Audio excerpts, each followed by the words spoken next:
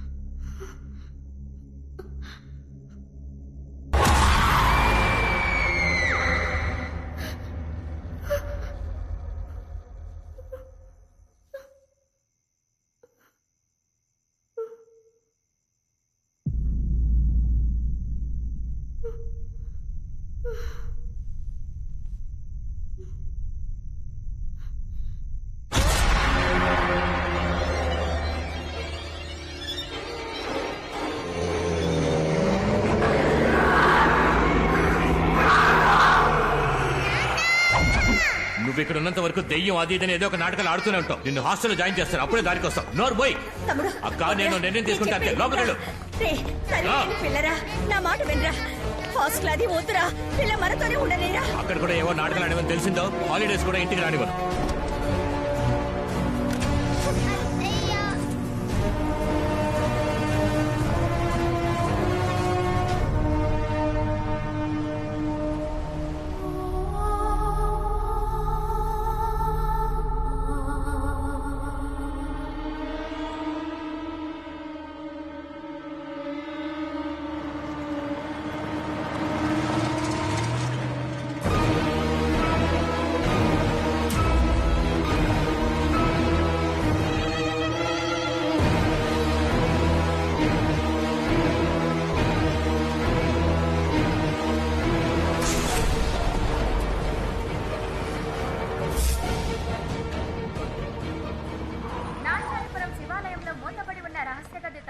వెంటనే తెరవాల్సిందిగా సుప్రీంకోర్టు అవాకైన తీర్పిచ్చింది.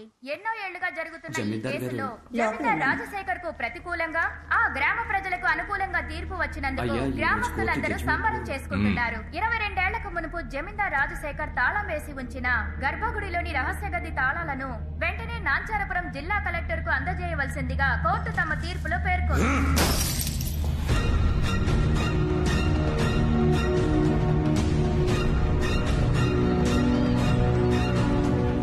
నువ్వు గుడికెళ్ళు. అలాగే.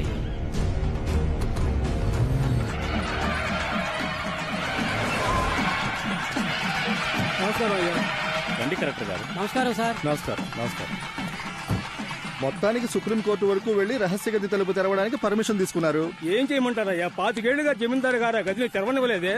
ఊరు పంచాయతీ కింద కోర్టు చెప్పింది విన్నందువల్ల సుప్రీంకోర్టు వరకు వెళ్ళక తప్పలేదు. సరే రండి, తలుపు తెరుద్దాం. ఆగండి, సుబ్రహ్మణ్యపురం వాళ్ళు రావాలి కదా. సుబ్రహ్మణ్యపురం వాళ్ళే ఆ సుబ్రహ్మణ్యేశ్వరుని 20 కొలుస్తారు. వాళ్ళ వంశం వాళ్ళే ఈ గుడిని కట్టారు. వచ్చే శుక్రవారం దీపం కదా, అందుకే ఇక్కడికి వస్తున్నారు. ఏం దీపం? మీరు ఊరు కొత్త కదా, తెలియదులేండి. ప్రతి ఏడాది ఈ శివాలయం నుండి కాగడా తీసుకెళ్లి కొండ మీద అమ్మవారికి మహాదీపం వెలిగిస్తారు. ఆ జ్యోతి వెలుగులోనే సుబ్రహ్మణ్యుడు తల్లిదండ్రుల్ని కొలుస్తాడని శాస్త్రం చెబుతోంది. సంప్రదాయంగా సుబ్రహ్మణ్యపురం వాళ్ళు కాగడా తీసుకోవడం కోసం ఈ గుడికి వస్తున్నారు. సరిగ్గా ఈ రోజు వాళ్ళు వచ్చే సమయానికి మనకి కోర్టు తీర్పు వచ్చేసింది కదా. ఆ ఊరు స్వామీజీ ముందే గది తలుపులు తెరవాలని ఊరు జనం ఆశపడుతున్నారు.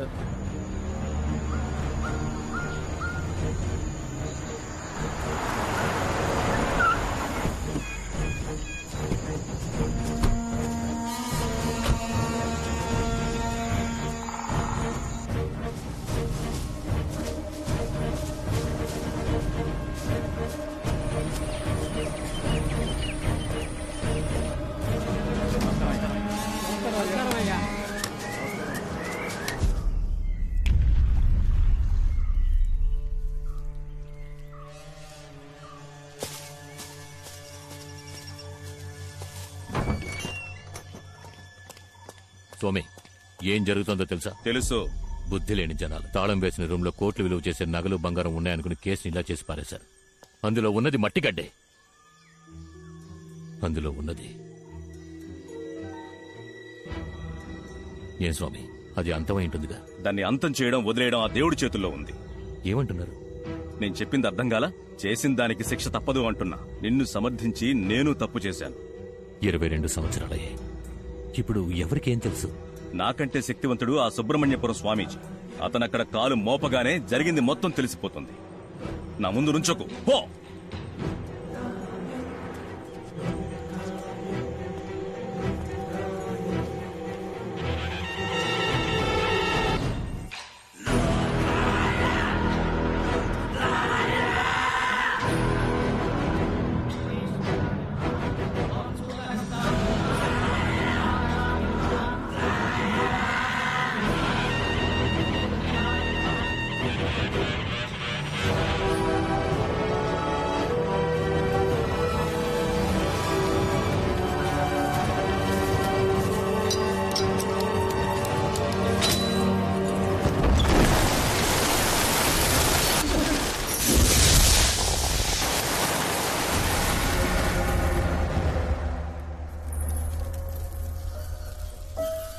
ఈ రూమ్ లో ఏమీ లేదే. ఎందుకు జమీందారు ఇన్నాళ్ళు తాళం వేసి ఉంచారు? ఏమయ్యా, ఈ ఖాళీ రూమ్ కోసమా ప్రజలు కేసు పెట్టి సుప్రీంకోర్టు వరకు వెళ్లారు? చెప్పు. అయ్యా, మంచి వార్తే. మనం భయపడినట్టుగా రూమ్లో ఏమీ లేదు.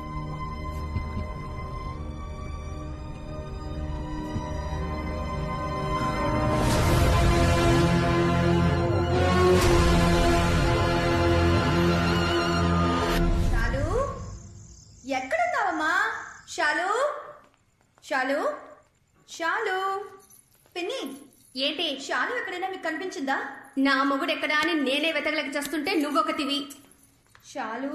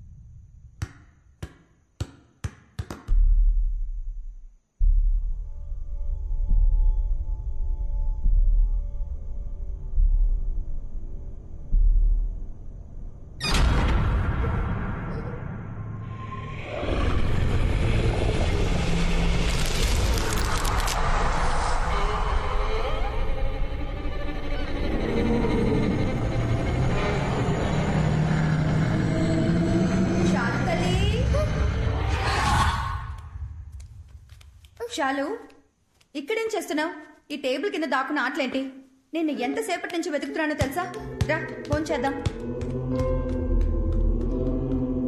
మసు మరణం టప్పు తరుణం అతని పేరే మనకు శరణం మసు ఏంటమ్మది చాలు జాగ్రత్తగా చూసుకోమని చెప్పి నేను నీకేగా అప్పగించి వెళ్ళాను. దానికన్నా నీకు టిక్ టాక్ ముఖ్యమైపోయిందా? వీడియోకి లైక్ పెడతావనుకుంటే నువ్వు ఫోన్ నీ కింద పడేస్తున్నావేంటి? నీ కోపం పొగర వల్లేని కట్టుకున్న ముగుడికి డైవర్స్ ఇచ్చేసి ఇక్కడ పిల్లతో ఒంటరిగా కష్టపడుతున్నావు. నువ్వు మాత్రం ఏంటి నీ మొగుడుతో ఉన్నా? వాడే నన్ను వదిలేసి పారిపోయాడే. నా రాత బాగోకే నీ పిల్లని చూసుకుంటూ నా తమ్ముడు పచ్చనే ఇలా బతుకుతున్నాను.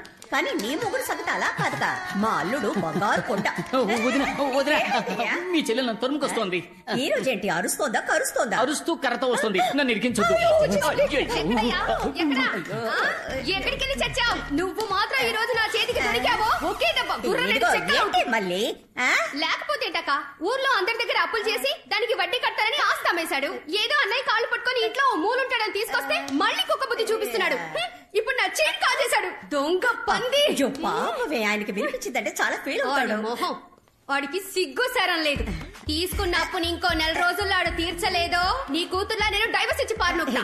అప్పుడే అప్పులోడెవడు వడ్డీ కట్టి గిడ్డి కట్టని ఇంటి ముందు నిల్చోడు. మీ అత్త మామల కుటుంబం రాజకీయాల్లో మునిగి తేలింది. మీ మామగారు పోయాక మీ ఆయనకి అదే పోస్టింగ్ ఇచ్చేశారు. గెలిచి ఎమ్మెల్యే అయిపోతాడని అప్పో సప్పో చేసేశాడు. ఆఖరికి ఓడిపోయాడు. గెలిచే మొహం అది. నేను చెప్పేది సేట్ని ప్రస్తుతం దీంతో అడ్జస్ట్ అవ్వమను. ఏంటి కిట్టిబాబు గారు ఇది? సేటు జుబ్బా కుట్టివ్వమంటే మీరు వట్టి చెడ్డీ కుట్టిస్తే ఎలా? ఇది ఏ మూలకే? మీరు మాత్రం ఇంకో వారంలో ఫుల్ అమౌంట్ సెటిల్ చేయకపోతే సేటు మీ జమీందారు బావగారి మీద కేసు పెడతానంటున్నాడు. ఆయన మీద? అవును, మరి మీకోసం ఆయనే కదా పూచి సంతకం పెట్టింది. ఆయన ఎక్కడ పెట్టాడురా? ఆయన సంతకం నేనే కదా పెట్టా. అంటే మిమ్మల్ని బొక్కలో తోస్తే జమీందారు గారు జామీన్ ఇవ్వలేరన్నమాట. జమీందార్ జామీన్? ఈ టైంలో ఈ రైమింగ్ ఇప్పుడు అవసరమా? ఏదో ఒక చక్కటి ఐడియా ఇవ్వరా? దీనికి ఒకే ఒక ఐడియా ఉంది. ఏంటి? సేటు గారు ఎప్పటి నుంచో ఈ అంతఃపురం మీద చుట్టూ ఉన్న ఖాళీ స్థలం మీద ఒక కన్నేశారు. జమీందారు గారితో మీరు ఏదో ఒకటి చెప్పి ఈ అంతఃపురాన్ని అమ్మేలా చేస్తే ఇందులో వచ్చే కమిషన్ అమౌంట్ తోనే మీ అప్పు మొత్తం తీర్చేయచ్చు. నేనే వడ్డీకి డబ్బులు లేక ఇల్లరికి పల్లుడుగా వచ్చాను. జమీందారుతో నన్ను చెప్పమంటున్నావే? ఎవరిని మాట్లాడమని చెప్పండి. అది నాతోనే సరిగ్గా మాట్లాడదు. నా తరపున మాట్లాడుతుందా? నీ దగ్గర దాచడం ఎందుకు? పెళ్ళే ఈ ఏడాదితో 15 ఏళ్లు పూర్తవుతున్నాయి. ఇంకా ఫస్ట్ నైటే జరగలేదు. దాన్ని ముట్టుకోవాలంటే నేను అప్పు తెచ్చాలట. అయితే మరి అక్క ఇంకా ఫ్రెష్ గానే ఉన్నారా? చాలు, నువ్వు రాను బాగా అల్లరి చేస్తున్నావు. తినకుండా మానేయడానికి ఏదో ఒక రీజన్ చెప్తూనే ఉన్నావు. ఏమీ లేని ఇంట్లో దెయ్యం ఉంది భూతం ఉందని డ్రామాలు ఆడడం స్టాప్ చేయి, లేదంటే నేను హాస్టల్ కి పంపించేస్తాను. ఐడియా. అంతఃపురంలో ఓ ఆత్మ తిరుగుతోందని మనమే పుకారు పుట్టిస్తే అందరూ వెళ్ళిపోతారు. అంతఃపురాన్నప్పుడు ఈజీగా అమ్మేయచ్చుగా. మరి దెయ్యాన్ని ఎలా రప్పిస్తారు? వాణిక్యం, నీ సెల్ ఫోన్ లో నువ్వు సెల్ఫీ తీసుకున్నప్పుడు నీ మొహాన్ని ఎప్పుడు చూసుకోలేదా? ప్లీజ్ నా కోసం నేను చెప్పినప్పుడు దెయ్యం వేషం వేసుకో. నా ప్రాబ్లమ్స్ అన్ని సాల్వ్ అయిపోతాయి. అయ్యో కొత్త ప్రాబ్లం వచ్చింది. నువ్వు వెళ్ళిపో. నేను వెళ్ళిపోతా.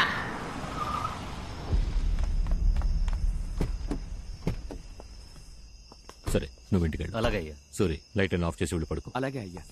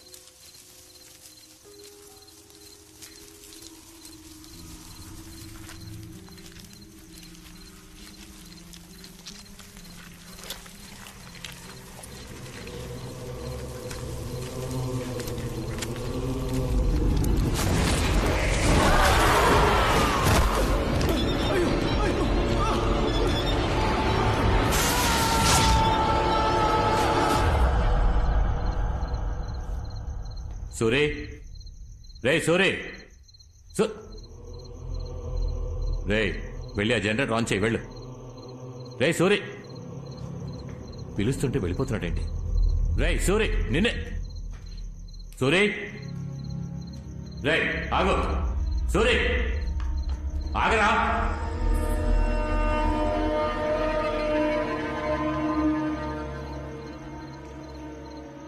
సూరి